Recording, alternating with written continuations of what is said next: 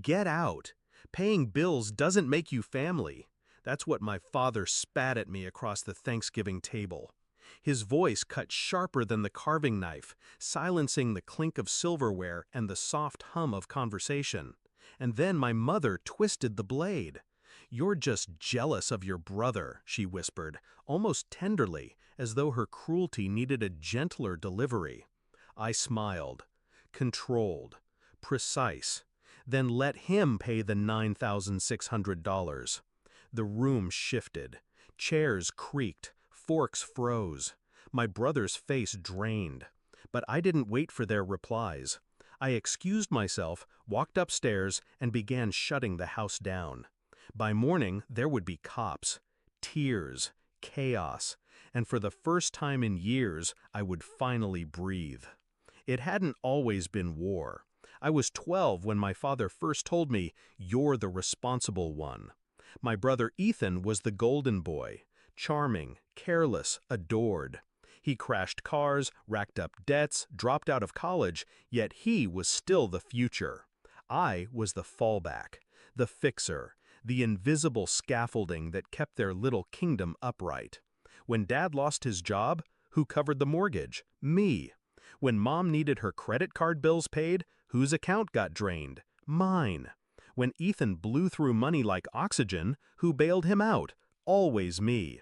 They dressed it up as helping the family. But families repay love with love. Mine repaid with silence, then entitlement, then cruelty. And still, I stayed. I paid. I carried them. Until that Thanksgiving. The betrayal wasn't in their words, it was in their laughter. One night I came home late from work, exhausted, my laptop bag still cutting into my shoulder, and I heard them in the kitchen, my parents and Ethan, laughing about me.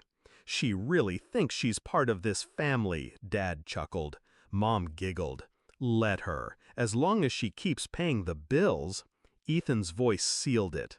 "What else is she good for?" I stood there in the dark hallway, listening, not moving, letting the truth wash over me like acid. That was the night I stopped being their crutch. That was the night I began planning. I didn't rage, I didn't cry, I calculated. Every bill, every account, every utility in my name. They had forgotten something. Power in a house doesn't come from who sits at the head of the table. It comes from whose name is on the wires, the pipes, the roof. For years, I'd kept the lights on, the heat running, the fridge stocked. Quiet, invisible labor. But invisibility cuts both ways. They never noticed whose signature made their lives possible. I was done being invisible. So, on Thanksgiving night, after Dad's command and Mom's whisper, I excused myself and went upstairs. One by one, I logged in.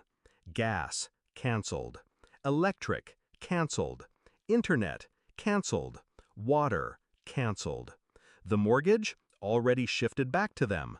The credit card auto payments, terminated. Every account they had leaned on for years, I cut the cord. But I didn't stop there. I gathered the receipts, the proof of every bill I'd covered, every month of rent, every utility, every medical copay. Neatly organized. Timestamps, statements, my name on every line. And one final envelope, the $9,600 I'd just paid to keep the house from foreclosure. Their house. Evidence of my silence, my loyalty, my betrayal by them. I placed it all in a folder, sealed it, and set it on the podium in the living room where I knew the morning chaos would unfold. At dawn, the screaming started. "No heat! Why's the water off? The Wi-Fi isn't working!" Panic spread through the house like fire. My brother cursed, Dad stomped, Mom wrung her hands. That's when the knock came. 2 officers, polite but firm. The credit union had flagged suspicious activity, the sudden mortgage transfer, the pulled payments. They were there to confirm residency, to investigate.